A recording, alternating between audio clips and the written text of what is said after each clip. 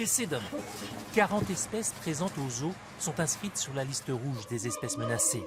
Le fondateur, Michel Louis, a réalisé le rêve de sa vie. Rémi Flacher, lui, prend soin des félins.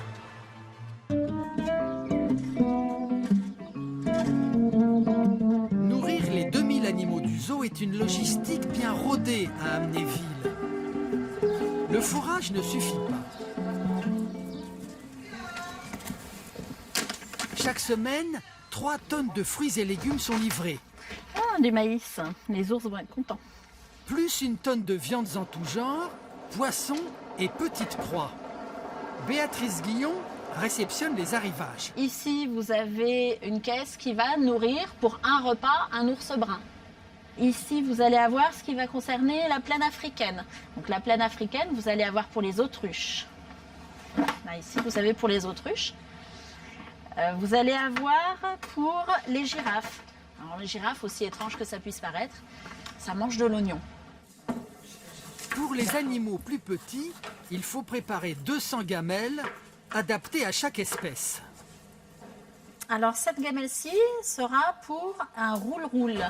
C'est une espèce de petit oiseau qui ressemble à un petit peu une petite perdrix africaine. Et donc là, vous avez de la pomme, de la poire, de la mangue, de la papaye, du kiwi, de la banane. Chaque espèce a ses besoins et on répond à leurs attentes. Parce que, comme on le sait tous, une bonne alimentation, c'est la base d'une bonne santé.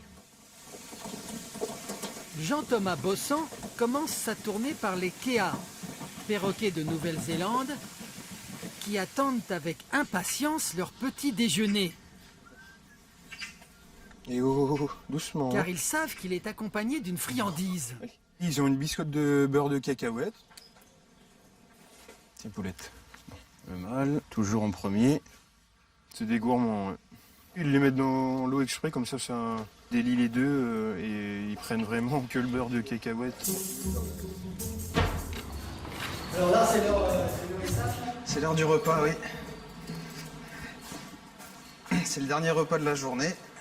Sébastien Blard, Je vais les lui, rentrer dans les box connaît bien ses pour gorilles. les nourrir individuellement. Faut faire attention. Il faut toujours faire très attention, oui, c'est des animaux assez dangereux. Donc ici, c'est la place du chef. Alors ça, c'est la ration de Awali, le dos argenté. Cela fait 6 ans qu'il est soigneur d'Awali. Hey, salut Awali. Salut beau gosse. Comment ça va mon grand? C'est bien, t'es tout détendu, c'est bien Awali, beau gosse. 6 ans d'un long travail de mise en confiance. Aujourd'hui encore, Sébastien fait tout pour le rassurer. C'est bien bonhomme. Ses cousins, en liberté à l'ouest de l'Afrique, sont sur la liste rouge des espèces en danger critique. L'enclos de la famille Lion Blanc est l'un des plus courus du zoo. Il y manque un lionceau. Chaka, rejeté par sa mère qui avait une tétine blessée. Elle n'a pu nourrir que les 3 autres.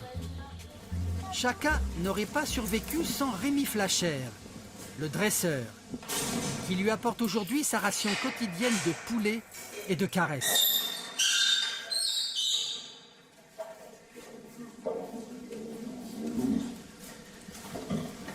Il a gardé Chaka chez lui pendant ses 4 premiers mois. Il est toujours très clair avec vous. Ah bah oui, il a besoin de contact. Il a besoin de contact.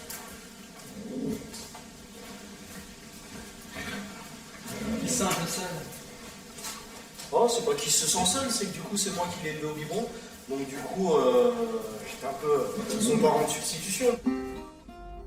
C'était en octobre dernier. Chaka avait 3 semaines. Rémi s'en occupait jour et nuit. Un biberon toutes les 3 heures.